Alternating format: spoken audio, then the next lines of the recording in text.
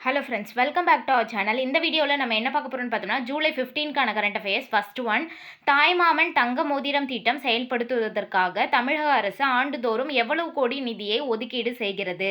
ரூபாய் 755.83 கோடி அளவு நிதியை தாய்மாமன் தங்க மோதிரம் திட்டம் செயல்படுத்துவதற்காக ஒதுக்கியிருக்காங்க. இந்த திட்டம் செப்டம்பர் 15 அண்ணாவினுடைய பிறந்த நாள் அன்று தொடங்கி வைக்க இருக்கிறது.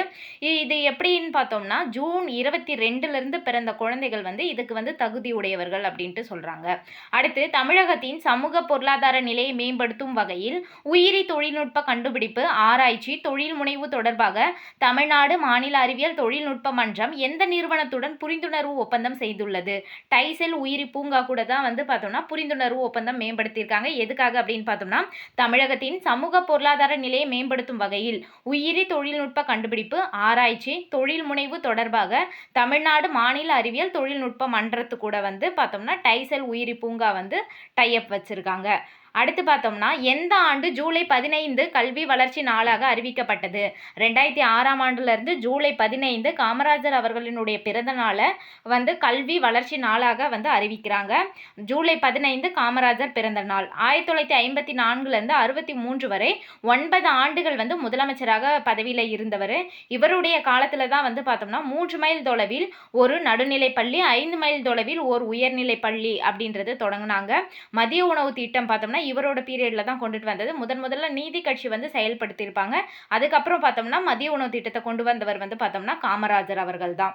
அது மட்டும் இல்லாமல் இப்போ நார்மலாக கவர்மெண்ட் ஸ்கூல்ஸ்லாம் என்னென்ன மாதிரியான திட்டங்கள் எந்தெந்த ஆண்டுலேருந்து நடைபெறுது அப்படின்ட்டு பார்க்கலாம்.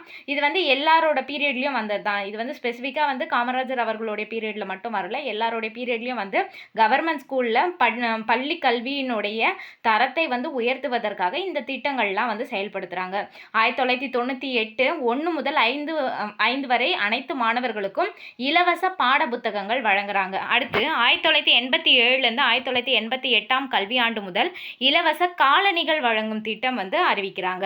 அடுத்து விலையில்லா மிதிவண்டி வழங்கும் திட்டம் 2001லேருந்து 2002. அதுக்கப்புறம் 2005லேருந்து 2006 கல்வியாண்டில் அனைத்து அரசு நிதியுதவி பெறும் பள்ளி மாணவர்கள் அனைவருக்கும் இந்த திட்டம். ஃபர்ஸ்ட் மிதிவண்டி வழங்குற திட்டம் கவர்மெண்ட் ஸ்கூலுக்கு மட்டும்தான் இது பண்ணுறாங்க. அதுக்கப்புறம் கவர்மெண்ட் எய்டட் ஸ்கூல்ஸு, அதாவது அரசு நிதி உதவி பெறும் பள்ளி மாணவர்களுக்கும் இந்த திட்டத்தை அறிவிக்கிறாங்க. 2012 ஐடிஐ மாணவர்களுக்கும் விலையில்லா மிதிவண்டி வழங்கப்படுது. அடுத்து கண்ணொளி காப்போம் அப்படின்ற திட்டம் பார்த்தோம்னா 2010 கொண்டுட்டு வராங்க.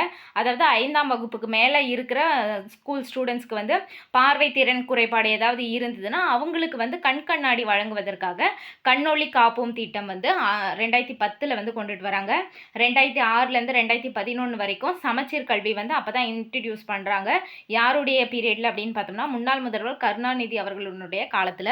அடுத்து 1982 சத்துணவு திட்டம் முன்னாள் முதல்வர் எம்ஜிஆர் காலத்தில் எம்ஜிஆர் அவர்களோட காலத்தில் சத்துணவு திட்டம் கொண்டுட்டு வராங்க.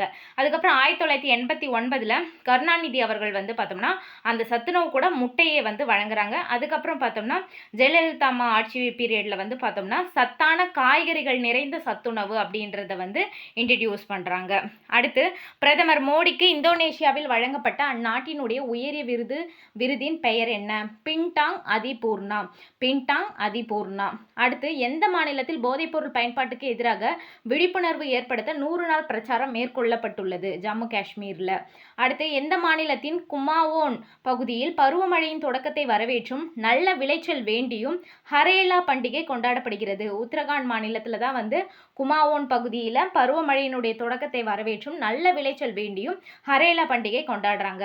இந்திய வம்சாவளி வீரர் அனில் மேனன் உட்பட 3 பேர் எந்த விண்கலம் மூலம் விண்வெளி பயணம் மேற்கொண்டனர்? சோயூஸ் MS-29 அப்படின்ற விண்கலம் மூலமாக தான் விண்ணுக்கு பயணம் மேற்கொண்டிருக்காங்க. இவர் கூட பார்த்தோம்னா பியோட்டர் துப்ரோ, அன்னகிகினா அப்படின்ற ரஷ்ய வீரர்கள் 2 பேர் பயணம் மேற்கொண்டிருக்காங்க.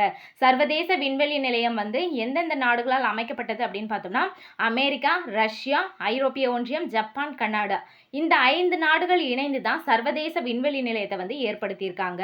இந்த விண்வெளி நிலையத்துக்கு அமெரிக்காவினுடைய ஸ்பேஸ் எக்ஸ் நிறுவனத்தின் டிராகன், ரஷ்யாவின் சோயூஸ் விண்கலங்கள் இயக்கப்பட்டு வருகின்றது. அந்த விண்வெளி நிலையத்துக்கு ஒன்று அமெரிக்காவினுடைய டிராகன் அப்படி இல்லைன்னா ரஷ்யாவினுடைய சோயூஸ் விண்கலங்கள் இது மட்டும்தான் வந்து இயக்கப்படுறாங்க. அடுத்து தற்போது சர்வதேச விண்வெளி நிலையத்தில் 7 விண்வெளி வீரர்கள் தங்கியிருந்து ஆய்வு செய்கின்றனர். பொதுவாக அவங்க வந்து 6 மாதங்களுக்கு ஒரு முறை வந்து அவர்கள் மாற்றப்படுவது வழக்கம். அந்த வகையில தான் இந்த தடவை இந்த 3 பேர் வந்து விண்வெளி நிலையத்துக்கு சென்றிருக்காங்க.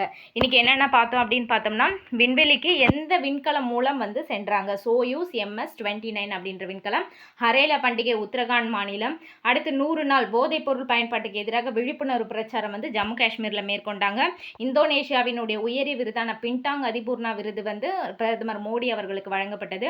அடுத்து இதில் வந்து மதிய உணவு திட்டம், சமச்சீர் கல்விலாம் எப்போ கொண்டுட்டு வந்தாங்க, முட்டை ப்ளஸ் சத்துணவு, அதுக்கப்புறம் அம்மாவோட ஆட்சி பீரியடில் காய்கறிகள்லாம் நிறைந்தது. அடுத்து முன்னாள் முதல்வர் மு க ஸ்டாலின் அவர்களுடைய பீரியடில் வந்து காலை உணவு திட்டம் அப்படின்ட்டு கொண்டுட்டு வந்தாங்க. இந்த மாதிரி நிறைய வந்து விரிவாக்கம் பண்ணியிருக்காங்க கவர்மெண்ட் ஸ்கூல்ஸில். அதுக்கப்புறம் வந்து ஜூலை 15 கல்வி வளர்ச்சி நாளாக கொண்டாடுறோம் 2006 அடுத்து டைசல் உயிரி பூங்கா கூட தான் வந்து தமிழகத்தினுடைய சமூக பொருளாதார நிலையை வந்து மேம்படுத்துகிற வகையில் உயிரி தொழில்நுட்ப கண்டுபிடிப்பு ஆராய்ச்சி தொழில் முனைவு தொடர்பாக தமிழ்நாடு மாநில அறிவியல் தொழில்நுட்ப மன்றம் வந்து புரிந்துணர்வு ஒப்பந்தம் மேற்கொண்டிருக்காங்க. தாய்மாமன் தங்க மோதிரம் திட்டத்துக்கு ஆண்டுதோறும் 755.83 கோடி நிதியை வந்து ஒதுக்கியிருக்காங்க. ஓகே ஃப்ரெண்ட்ஸ், இந்த வீடியோ உங்களுக்கு யூஸ்ஃபுல்லாக இருக்கும்னு நினைக்கிறேன். இது வரைக்கும் நம்ம சேனலை சப்ஸ்கிரைப் பண்ணலன்னா சப்ஸ்கிரைப் பண்ணிக்கோங்க. மறக்காமல் உங்கள் ஃப்ரெண்ட்ஸ்க்கும் ஷேர் பண்ணுங்கள். தேங்க்ஸ் ஃபார் வாட்சிங்.